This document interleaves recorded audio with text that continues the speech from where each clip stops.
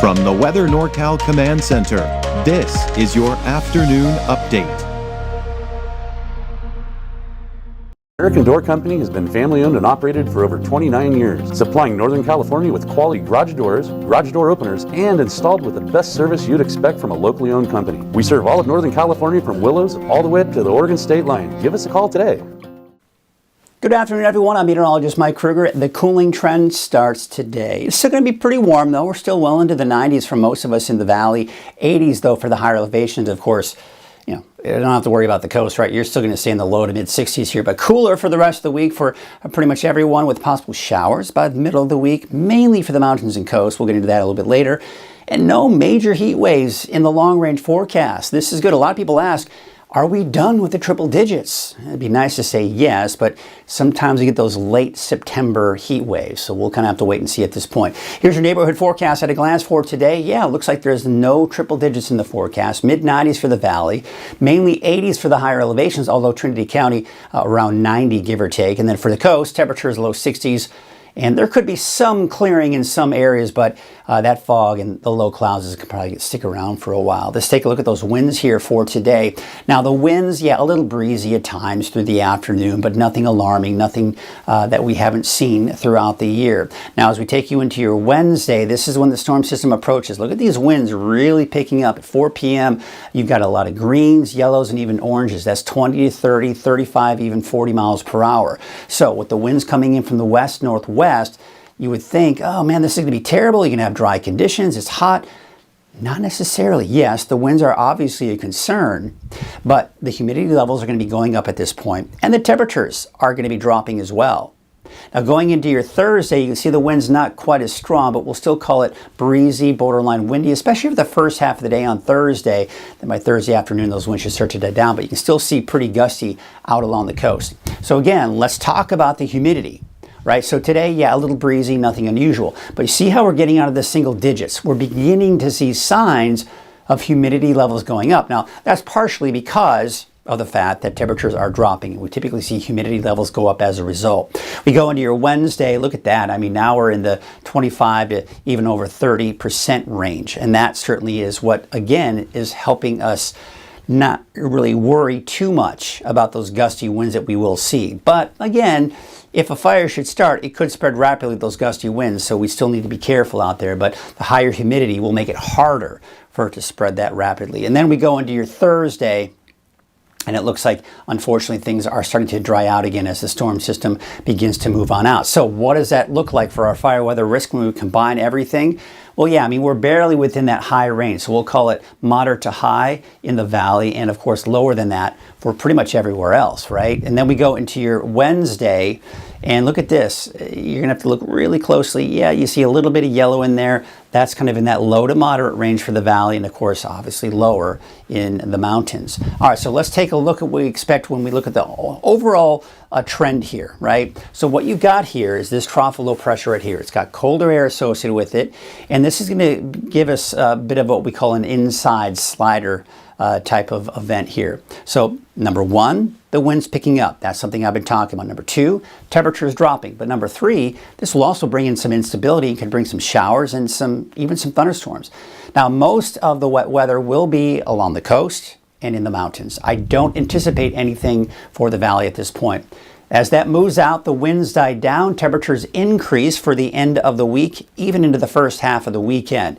But by the time we get into Sunday into Monday of next week, this cooler air dives down, we see temperatures drop again, and we also introduce a chance for showers and maybe even some winds kind of kicking back in here by the time we do get into Monday, Tuesday of next week. But we still have just plenty of this colder air diving down from the north, helping to really keep our temperatures down a bit. So the winds, yes, they probably will pick up. This is your classic setup here for some gusty north winds as we go into, say, Tuesday, Wednesday of next week.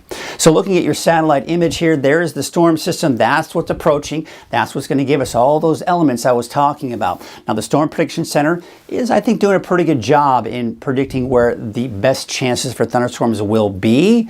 As you head mainly, I think most of it, though, this is where the bulk of it will be. We will see some in Siskiyou County, and I think we'll see some in northeastern Shasta County. Slimmer chances, though, as you head into northern Lassen County, and I think slimmer chances also for places like Del Norte County as well. So let's take a look at Futurecast. Let's take a look at that. So you've got the fog. It's trying to burn off this afternoon and evening, but it comes right back. Now we go into tomorrow morning. We're seeing that first push of just some isolated sprinkles, light showers, nothing heavy at this point. We take you into the noon and 1 o'clock hour. There are those thunderstorms that we are seeing, scattered thunderstorms in Siskiyou County. But I mean, look at Del Norte. I mean, you're seeing those showers, even out towards places like Hoopa and the inland areas, maybe even an isolated thunderstorm, as you can see near Crescent City.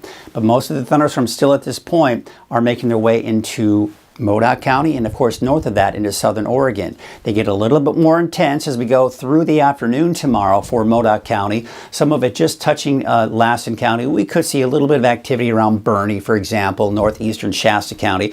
But you can start to see by 5 p.m. we're kind of getting behind the main system itself. And by 10 o'clock on Wednesday, it's all gone. Just the clouds are kind of left over at that point. Then we go through the day on Thursday. Looks like even some clearing along the coast. Otherwise, mainly sunny skies and temperatures starting to increase. And again, those winds I was talking about. Forecast rainfall totals, take this with a grain of salt, but just want to show you that in most cases, it will be below 1/10 of an inch of rainfall if you're measuring anything. This might be overdoing it for Crescent City. So again, it's kind of one of those waiting games, but overall, bottom line, not a ton of rainfall coming out of this system for most everyone, right? There are going to be some spots, especially in Modoc County, that will see that heavy rainfall with those thunderstorms, which would mean probably more than 1/10 of an inch of rainfall. Again, just depends on where you are. So we go to Sunday. I think this particular forecast model is a little aggressive. I think it's sometime around Sunday into Monday that we will see our next chance for some rain, and maybe even Tuesday night into Wednesday, another shot of rain by next week. So we do have this cool and unsettled weather pattern kind of kicking itself in here as we go into next week. Temperatures will be in the low 90s for most of us, in the low to mid 90s in the valley. Got a little button happy there. Let's take you back to that forecast again here for today. So again, 94 for Redding, and not quite as hot as you head down to the south. Now it looks like it's going to be mainly 80s this afternoon for the mountains. Some of the warmer spots will be in places like Trinity County, and then the low to mid 60s out along the coast here. All right, now let's take a look at that 7-day outlook for the valley. So what you'll notice first and foremost, temperatures are going to drop, go back up, and then drop again going into Sunday, Monday. So kind of a mini roller coaster ride. Winds for the valley Wednesday and Thursday, but I don't anticipate any rain. Best chance for rain over the next 7 days will probably be around Sunday night into Monday, seeing that chance for showers in there. All right, let's take a look at the coast, inland, and Trinity County. Chance for showers. I think heaviest will be in Del Norte County. Chance for showers for inland, and not to mention for Trinity County as well. It's isolated. It won't be that much. It dries out on Thursday, and then maybe another chance for showers by Sunday night into Monday. Let's take a look at your 7-day forecast for Siskiyou County, Modoc County, and the Eastern Mountains. Best chances for thunderstorms will be in Siskiyou County, and even better chances in Modoc County. Chance for some isolated showers for Susanville and just the Eastern Mountains in general. We dry out on Thursday, temperatures starting to increase again before going back down by the end of the weekend and early next week, and another chance for showers by Monday of next week. That is your afternoon update. I'll be back at 6 p.m. with your latest forecast.